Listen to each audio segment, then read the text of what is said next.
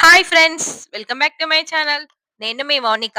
Day 1 ట్రిప్‌లో finally night reach అయిన temple వచ్చేసి అహోబిలం.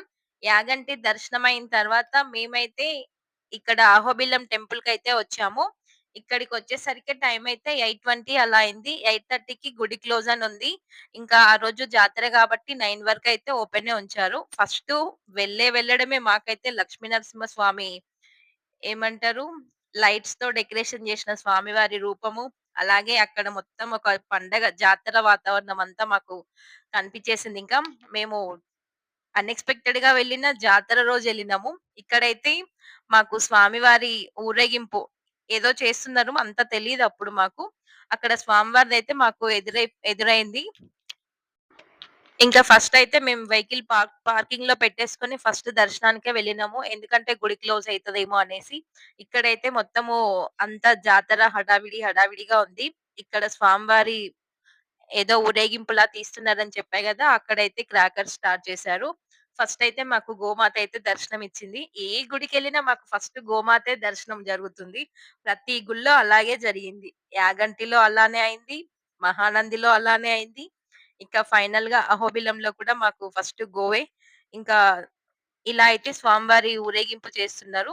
చేసిన తర్వాత నెక్స్ట్ డే మార్నింగ్ రథోత్సవం ఉంటదంట. అంటే ఆ జాతర ఆ జాతరలో భాగంగా అయితే రథోత్సవం ఉంటదంట. మేమింకా ఆ రోజు నైట్ గదా! గుర్రంనైతే తిప్పుతున్నారంతా. ఎక్కడి వరకెళ్ళాలో, ఎలా తీసుకెళ్లారో అవన్నైతే మేమంత అబ్జర్వ్ చేయలేదు. ఎందుకంటే దర్శనానికి లేట్ అవుతుందని. మేమైతే ఫస్ట్ దర్శనానికే వెళ్ళినాము. దర్శనానికి వెళ్ళిన తర్వాతయితే అక్కడ ఆ పౌర్ణమి వెలుగులో ఎంత బావుందంటే నిజంగా ఆ టెంపుల్ వ్యూ అంతా చాలా బావుంది. ఇక్కడైతే దానికి నియర్ బై అయితే 9 గుళ్ళుంటాయంట. స్వామివారి పాదము ఇంకేదో దానికి సంబంధించినవన్నీ 9 ప్లేసెస్ అయితే ఉంటాయి. ఫుల్ డే మొత్తం కేటాయించాలని చెప్పిర్రు. మాకైతే అంత టైం లేదు. ఇంకా మెయిన్ స్వామయితే పైనుంటారు. పైన ఎగువ అహోబిలము. అక్కడ స్వయంభు. ఆ స్వామిని దర్శనం చేసుకొనైతే మేమింక బయలుదేరదామని అనుకున్నాము. ఇక్కడైతే దిగువ అహోబిలం. ఇక్కడ అందరూ బయట పట్టాలేసుకొని అలా పడుకుంటే పాత రోజులే గుర్తొచ్చినాయి ఇంకా. మేము చిన్నగున్నప్పుడు అమ్మమ్మ, ఇంకా మమ్మీ అయితే జాతరకి ఏదైనా పేకంచిపోలు ఎక్కువ వెళ్ళేవాళ్ళము. అలా జాతరకి వెళ్తే అందరూ బయట అట్లనే పడుకునేవాళ్ళు. ఒక్కసారి ఆ మెమోరీస్ అన్నీ గుర్తొచ్చినాయి ఇంకా. ఇక్కడైతే రథోత్సవం అని చెప్పా గదా! ఇదే ఆ రథాన్నంతా సిద్ధం జేశారు. నెక్స్ట్ డే కోసం అంతా ఏర్పాట్లు చేసి పెట్టారింకా. ఈ జాతరైతే అంగరంగ వైభవంగా జరుగుతుందనైతే చెప్పొచ్చు. అక్కడ వాతావరణం అంతా చూస్తే ఇంకా.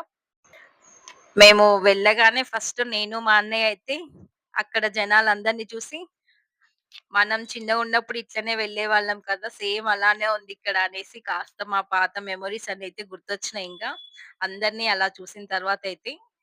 అప్పుడు ఈ రూమ్స్ ఇవన్నీ అంత ఉన్నా సరే గాని, అంత ఖర్చు పెట్టేవాళ్ళు కాదు. అంత టైమ్ స్పెండ్ చేసేవాళ్ళు గూడా గాదు. ఎక్కడ గాలొస్తుందా, నీడుందా అవి 2 చూసేవాళ్ళు. పట్టా తీయడం, పట్టా ఎయడం అంతే ఇంకా.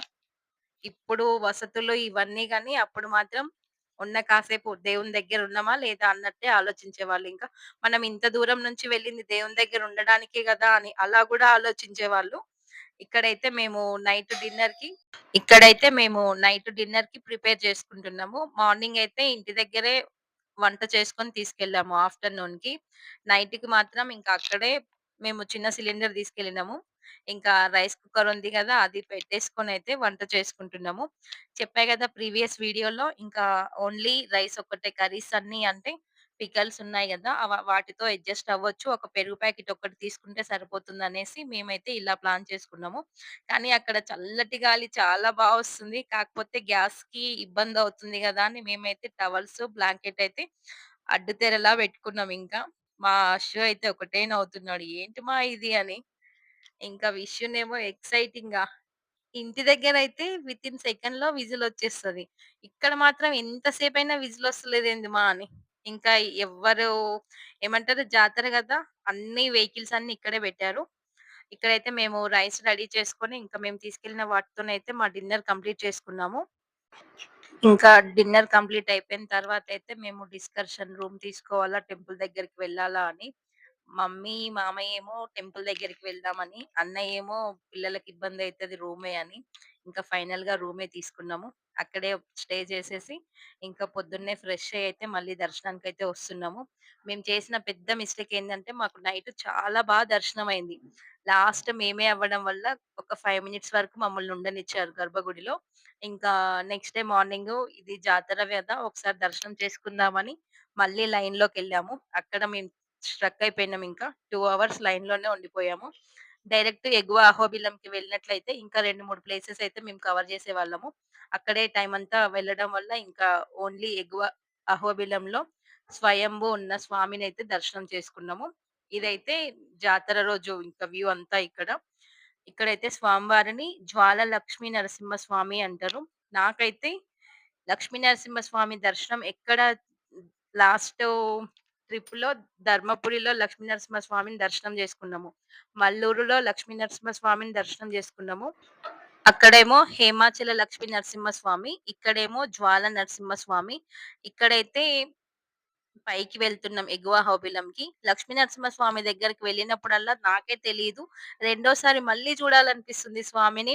ఆ రోజు గూడా సేమ్ అలాగే ధర్మపురిలో మళ్ళీ వెళ్లి సెకండ్ టైమ్ లైన్‌లో నిల్చొని దర్శనం చేసుకొనొచ్చిన. ఈ రోజు గూడా అంతే అహోబిలంలో కూడా. ఇక్కడైతే ఫైనల్‌గా అయితే ఎగువ అహోబిలంకైతే చేరుకున్నాము. ఇక్కడ వ్యూ అంతా అయితే నిజంగా చాలా చాలా అంటే చాలా బావుంది అసలు.